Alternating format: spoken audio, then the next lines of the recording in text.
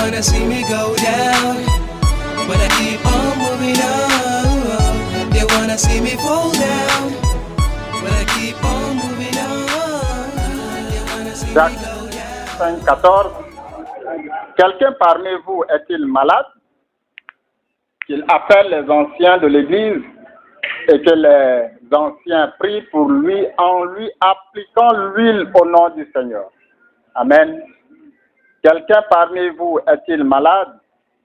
Qu'il appelle les anciens de l'Église et que les anciens prient pour lui en lui appliquant l'huile au nom de Jésus. Voilà la parole de Dieu.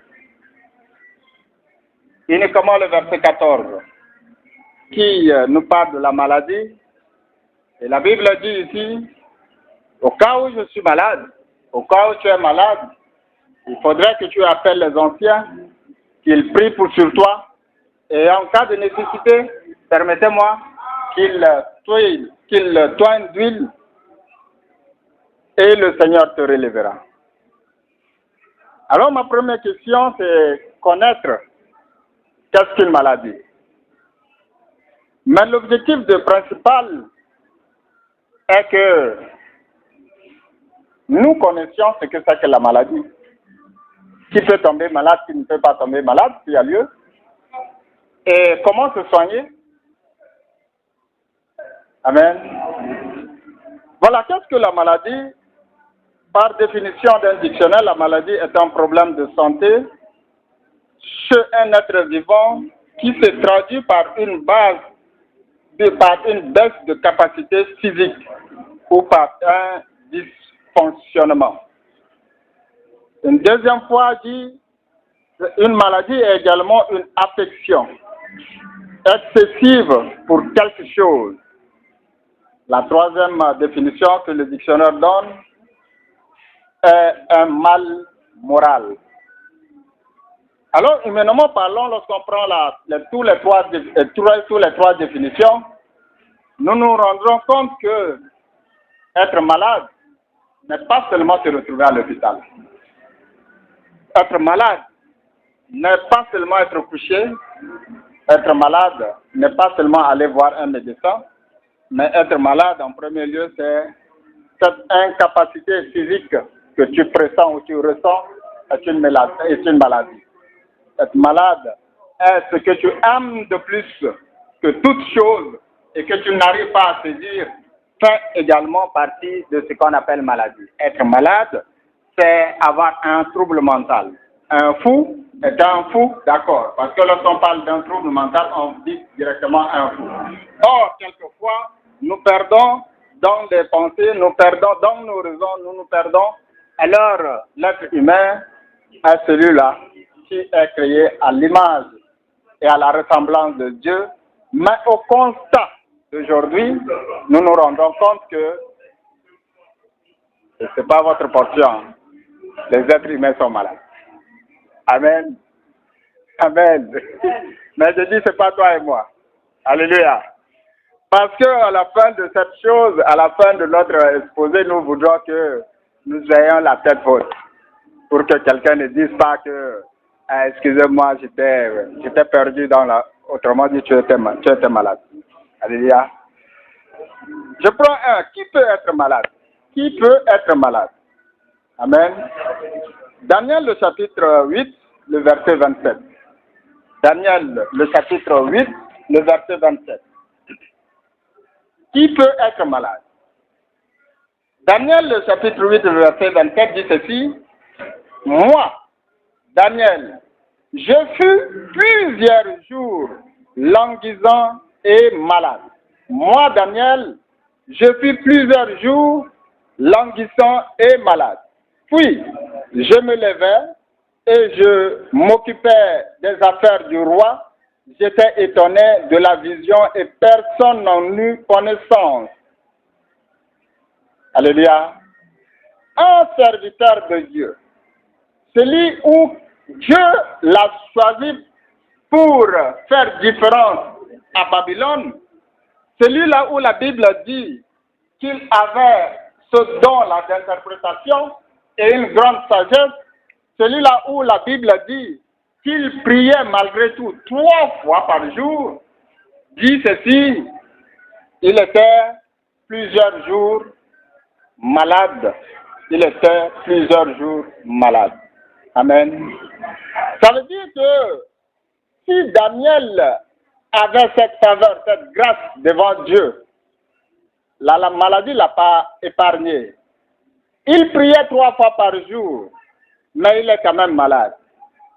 Sauf qu'une chose est que sa maladie était pour le deuxième vers de ce verset, pour l'amener à comprendre, à amener à une connaissance d'une vision qu'il semblait ne pas être claire. Alléluia. C'était au temps de Nebuchadnezzar. Il y a une fois aussi dans 2 Timothée, dans le Nouveau Testament, parce que Daniel, c'était le temps d'alliance, on dirait que d'accord, il priait 3 fois par jour et il avait grâce devant Dieu. Donc c'est possible que quelqu'un qui prie, qui a la crainte de Dieu tombe malade dans l'ancien temps.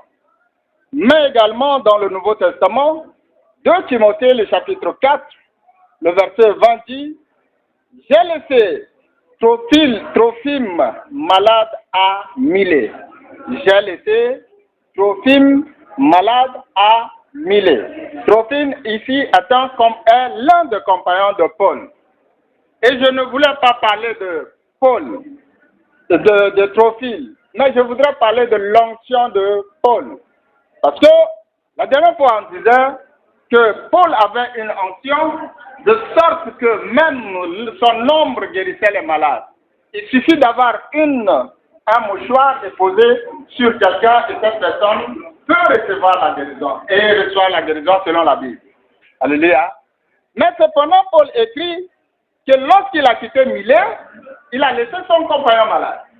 Alors on peut savoir est-ce que ce compagnon n'a pas eu la chance de toucher son vêtement ou bien ce compagnon n'a pas eu la chance de passer au travers l'ombre de Paul pour simplement dire que malgré l'onction, un serviteur de Dieu tout près de toi, malgré qu'un homme fort, un homme qui a même le don de guérison peut être à côté de toi, mais tu peux également tomber malade. Comme c'est le cas de Trophile. Nous sommes d'accord? Donc, le fait que je sois dans une plénitude ne m'empêche pas d'être malade, d'après Daniel.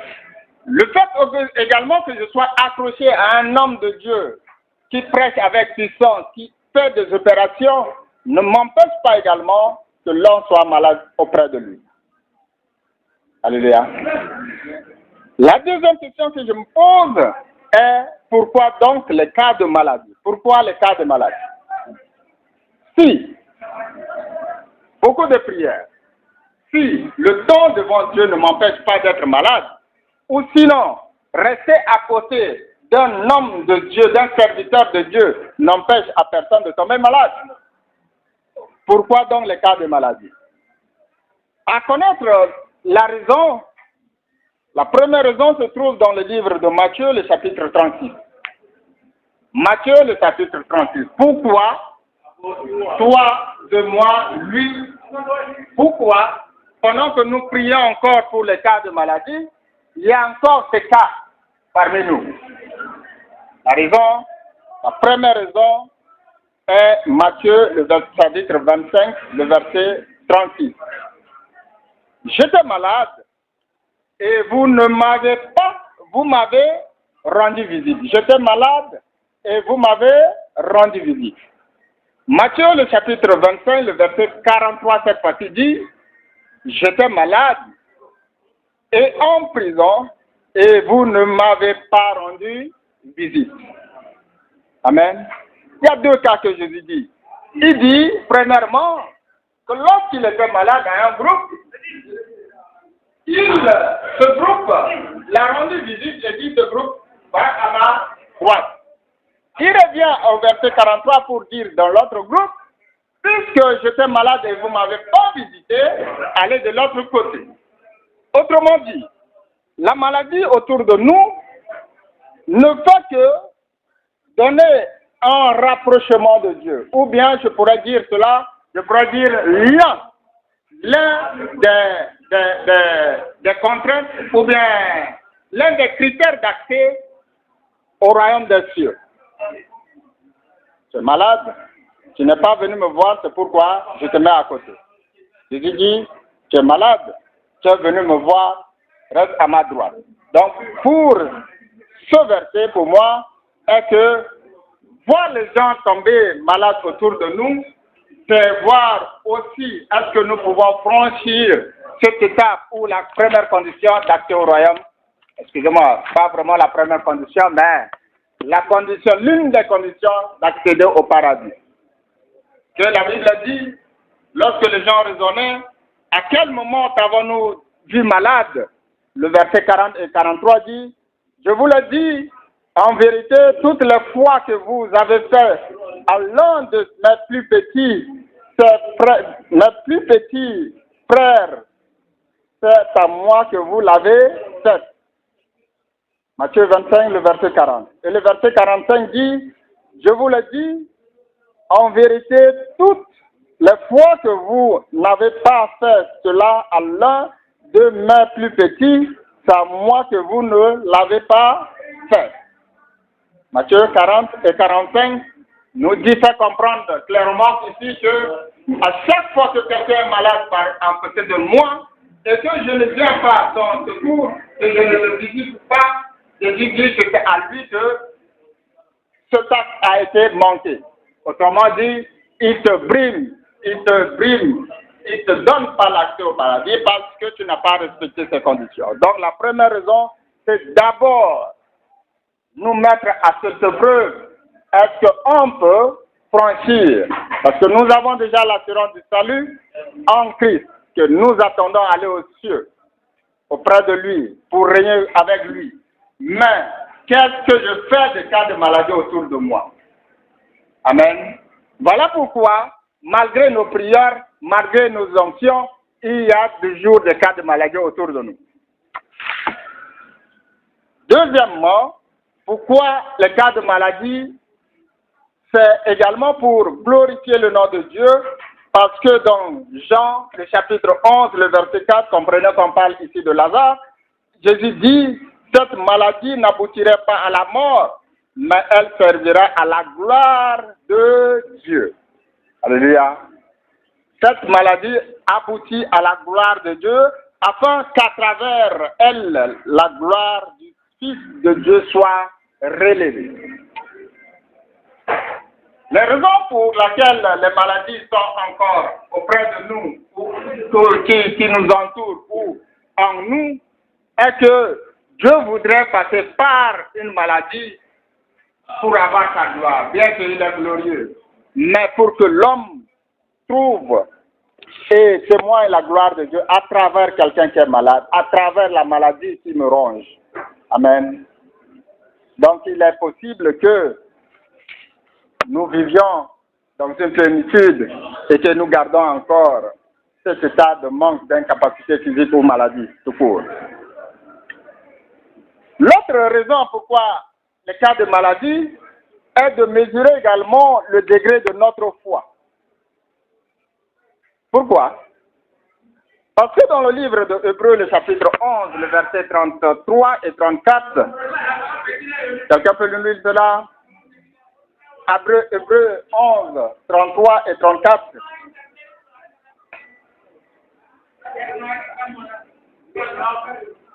« 11, 33 et 34. 33 et 34.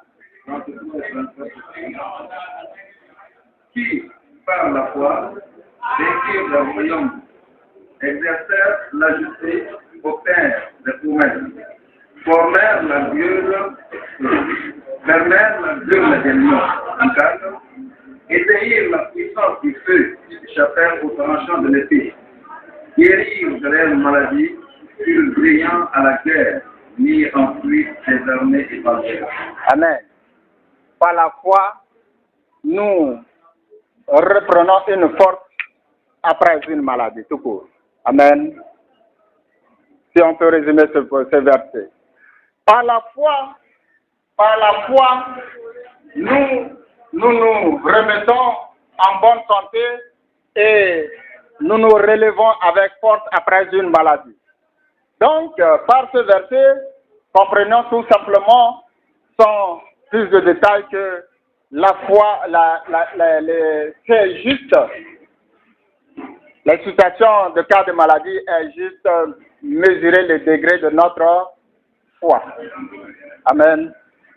Et Marc 16, le verset 18 dit, ils imposeront les mains sur les malades et ceux-ci seront guéris.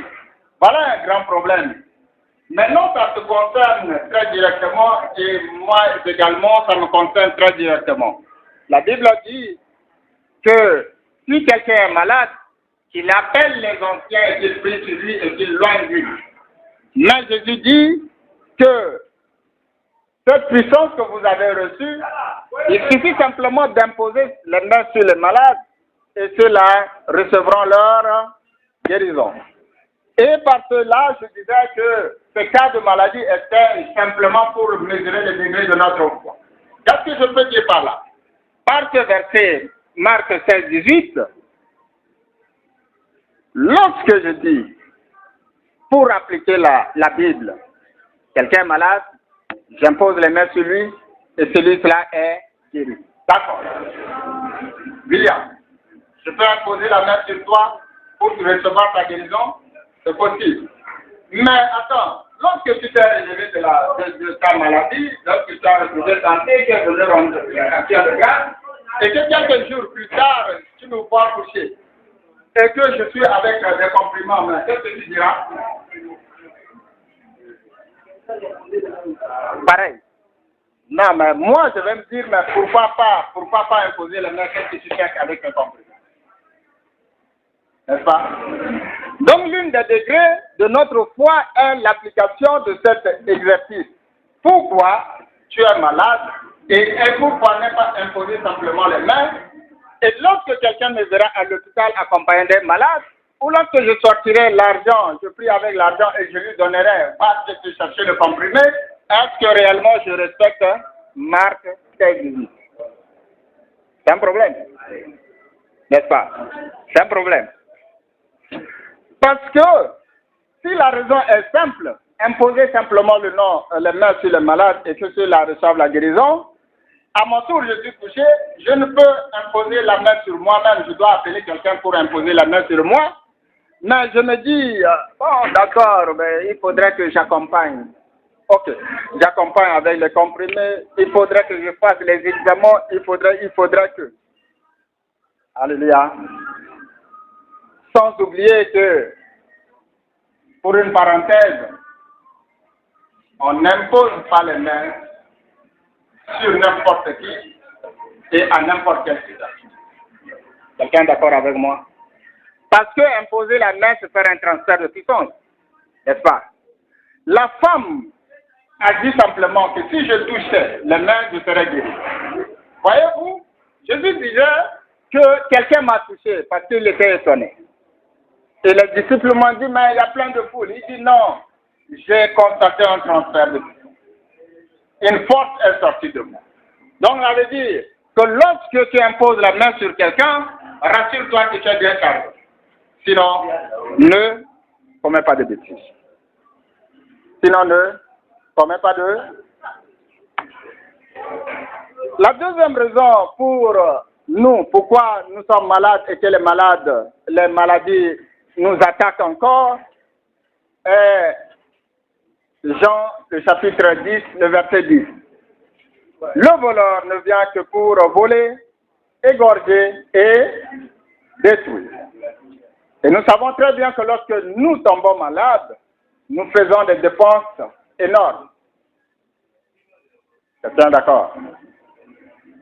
Lorsque nous tombons malades, nous faisons des énormes dépenses pour d'abord acheter les médicaments et pour notre régime spécial. N'est-ce pas? C'est une forme où je dis par là que le voleur vient pour arracher ta prospérité, ton trésor ou bien ton économie. Donc l'une des raisons à laquelle nous tombons malades, or la volonté de Dieu est l'apparition de du voleur auprès de nous. Alléluia. L'impact négatif que je peux constater dans ce cas où le voleur vient que pour égorger et voler est que nous savons bien que pour être prospère, on a besoin de donner nos offrandes. Pour être prospère, on a besoin de donner les dîmes. Mais lorsque madame, les enfants, mon ami, les plus intimes est malade, il faudrait que je cours en premier lieu en assistance. Et quelquefois, je grignote un peu sur ma dîme. Quelquefois, la semence que je dois donner, là, je dois reporter parce que là, je trouve une urgence. Beaucoup de fois aussi, que tu es au boulot, on t'appelle brusquement quelqu'un malade. Tu préfères ne pas te mettre en prière et courir vite dépenser l'énergie, la prière pour aller au chevet de cette personne. N'oublie pas et n'oublie jamais que le voleur ne vient que pour voler, égorger et détruire. Mais mets-toi bien à la tête que la mission de Dieu, l'amour de Christ, qui est venu pour prouver pour nous, est que nous soyons prospères comme prospère notre âme. La dernière raison à laquelle il y a cas de maladie et que nous tombions malades est simplement de nous sonder sur la confiance que nous plaçons à Dieu et à sa parole. Le psalmiste dit, Somme le chapitre 103, le verset 3 dit, celui qui pardonne toutes les fautes, celui qui pardonne toutes les fautes, qui guérit toutes les maladies, qui guérit toutes les maladies. Il n'est pas dit ici que les maladies qui rendent incurable, ce n'est pas dit simplement les palus, parce que la Bible a dit que Jésus allait de lieu en lieu prêchant l'évangile, faisant du bien et guérissant les malades. Toutes les maladies possibles. Mais maintenant, lorsque je suis malade et que je ne me place pas, ne donne pas la confiance à cette maladie, à la parole de Dieu, ça veut dire que dans moi, dans mon être intérieur même, je défie la confiance que j'ai en Dieu. Pourquoi? Parce que lorsque je prends un truc comme Épharalgan, je ne connais pas l'origine du nom. Quelqu'un est d'accord avec moi? Quelqu'un connaît l'origine du nom Épharalgan? Quelqu'un connaît l'origine du mot de l'aspect Nivakin? Mais moi, en tant que chrétien, pour me rattacher davantage à la confiance qui m'est placée en Dieu, je comprends une chose. Somme me dit que Dieu guérit toutes formes, toutes sortes de maladies. Amen. Alors, si Dieu guérit toutes formes de maladies, aucune maladie ne doit me frayer ni me faire peur. Si toi, Dieu guérit toutes les maladies, aucune maladie ne m'amènerait à grignoter ce que Dieu reçoit en capacité, en priorité. Autrement dit, je reste serein pour ne pas passer à côté du plan de Dieu, de la parole de Dieu et de la confiance en Dieu, mais que quel que soit l'état de cette maladie, que je me garde serein et je me confie à Dieu et à sa parole. Amen. C'est ici qu'on s'arrête. Que le Seigneur nous bénisse et qu'il nous ouvre grandement les yeux, la sagesse pour mieux comprendre davantage. Amen. Et que nous changeons quelque chose au nom puissant de Jésus. Soyez bénis.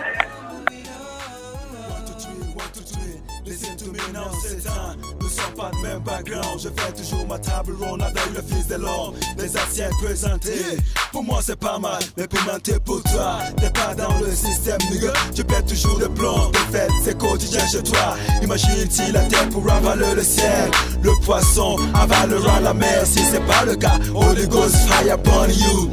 Qui es-tu pour me taxer, me juger et m'intimider devant mon Dieu? Ne sais-tu pas qu'il n'y a point de condamnation pour ceux qui sont en Jésus? They wanna see me go down,